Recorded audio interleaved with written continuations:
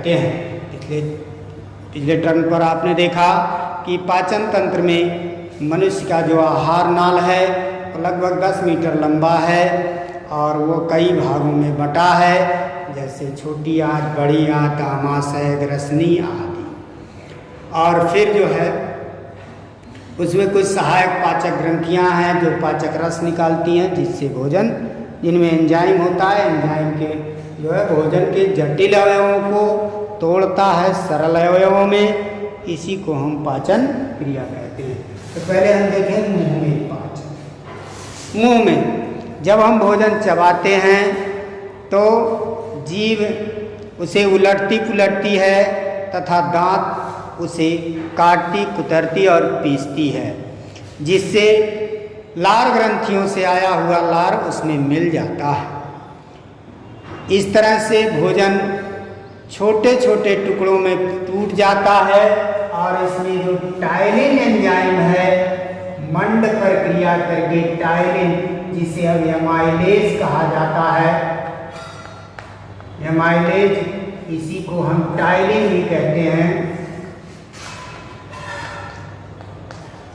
Ptyalin enzyme है वो मंड को शर्कराओं में तोड़ देती है। यही कारण है कि भोजन देर तक चबाने पर मीठा लगता है।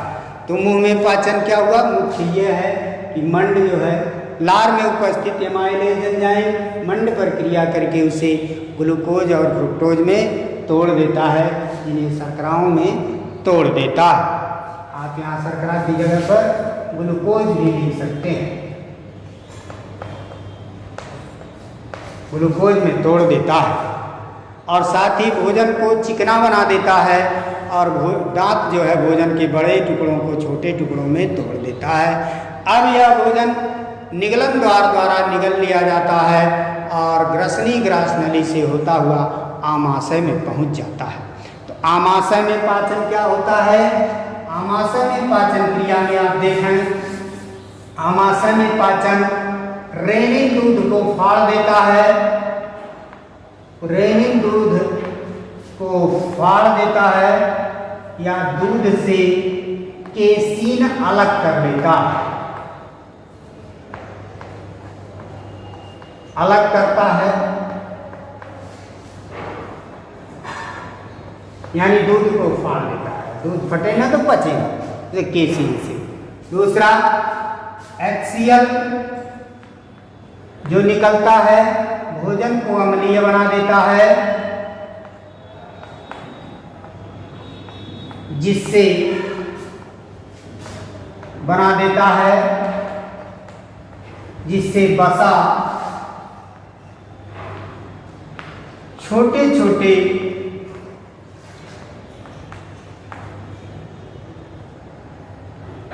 गुलिकाओं में टूट जाता है, होलिकाओं में टूट जाता है।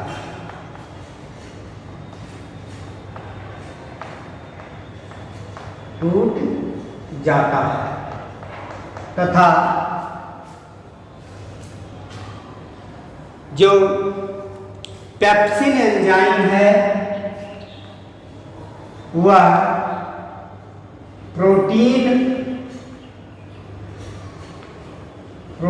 पर क्रिया करके पेप्सिन एंजाइम प्रोटीन पर क्रिया करके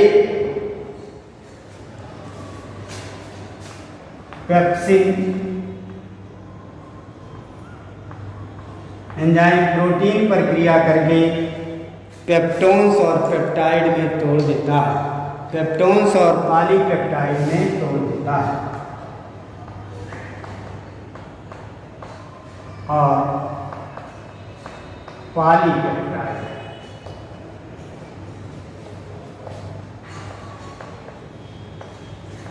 पेप्टोन्स और पॉलीपेप्टाइड में तोड़ देता है।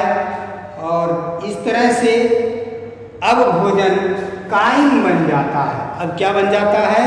भोजन काइम बन जाता है और काइम ये डियोडिनम से होता हुआ कहाँ आ जाता है?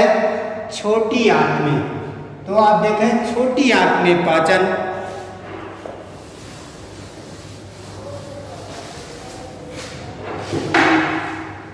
छोटी आंत में पाचन,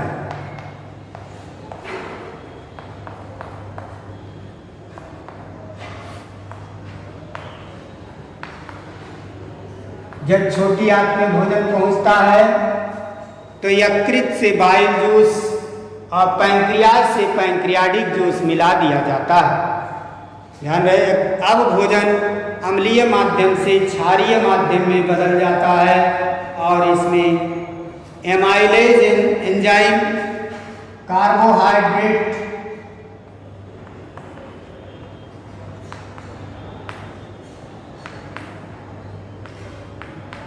पर एमाइलेज एंजाइम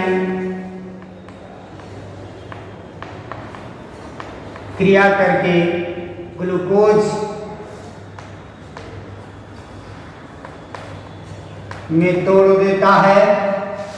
प्रोटीन पर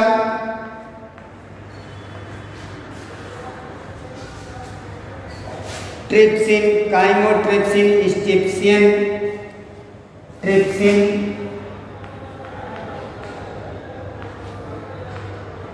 इरेप्सिन,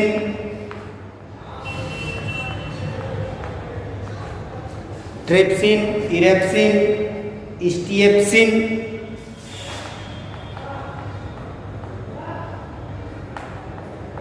ये सब एंजाइम मिलकर इसे एमिनो अम्लों में तोड़ देते हैं। और जो वसा है, वसा पर लाइपेज एंजाइम क्रिया करके वसीय अम्ल और ग्लिसरॉल में तोड़ देता है। वसीय अम्ल और ग्लिसरॉल में तोड़ देता है। इस तरह से अब तक भोजन के सभी अवयव छोटे छोटे अणुओं में टूट करके और विसरणशील हो जाते हैं। फिर उनका आंत की भी कोशिकाओं द्वारा अवशोषण होता है। तो अब देखेंगे भोजन पदार्थों का अवशोषण। भोजन पदार्थों का अवशोषण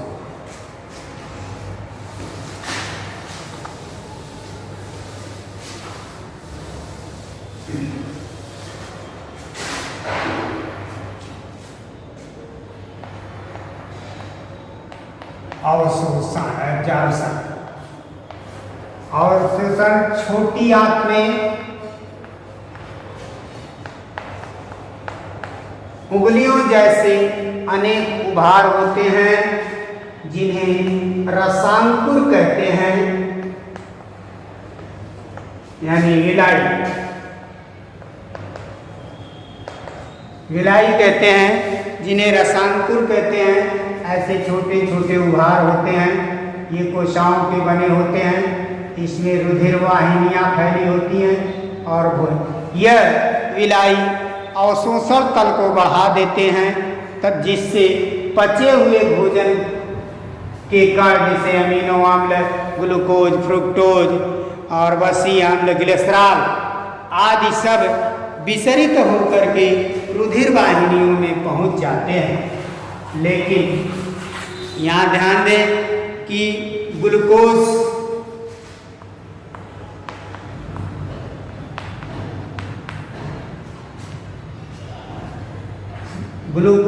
अमीनो अम्ल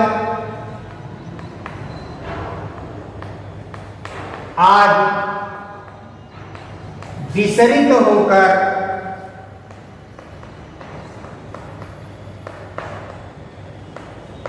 रुधिर वाहिनियों में पहुंच जाते हैं।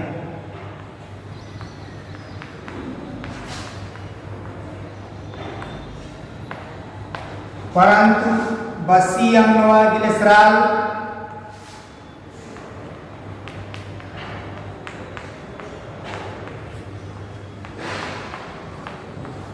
अक्षीर वाहिनियों में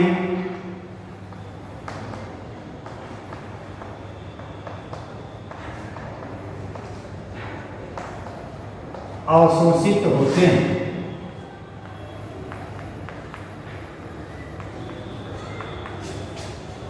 जल के अधिकांश भाग का अवशोषण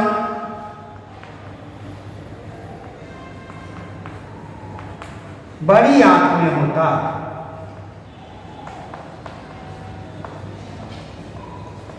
अधिकांश ड्रग्स दवाओं आदि का भी अवशोषण बड़ी आंत में ही होता है। इस तरह से आपने देखा कि जो है अब जो शेष बचा पदार्थ है बड़ी आंत से पहुंचता है, मलाशय में एकत्र होता रहता है, और जब मलाशय भर जाता है तो एक झटके के साथ गुदा द्वार से बाहर निकाल दिया जाता है। इस तरह से पाचन और अवशोषण क्रिया पूर्ण हो जाती है।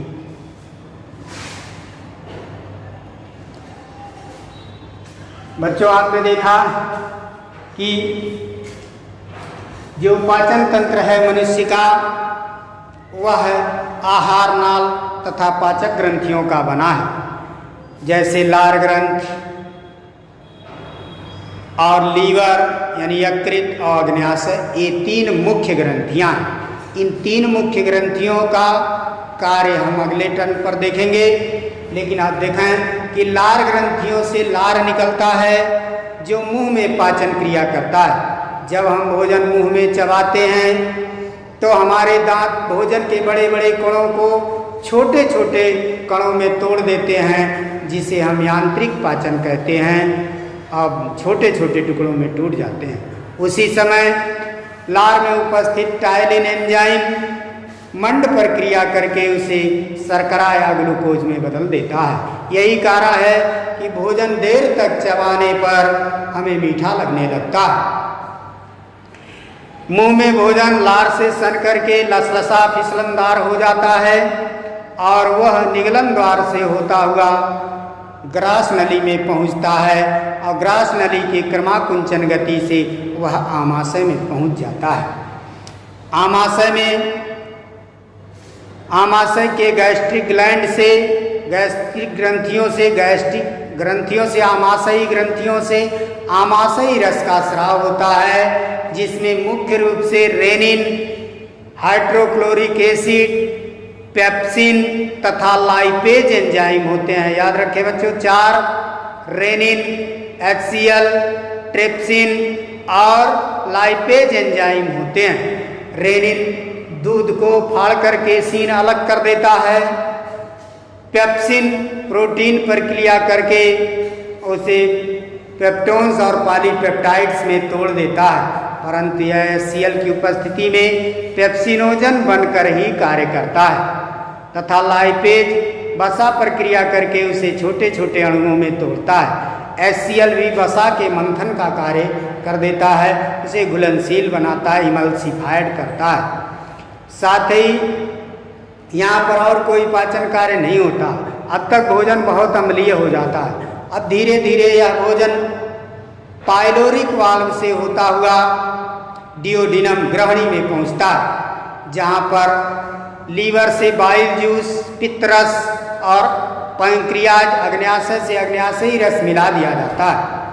बाइल जूस भोजन को क्षारीय बना देता है, जिससे सभी पाचक एंजाइम क्रियाशील हो जाते हैं और वसा पायसीकृत हो जाती है, छोटे छोटे अणुओं में और टूट जाती है।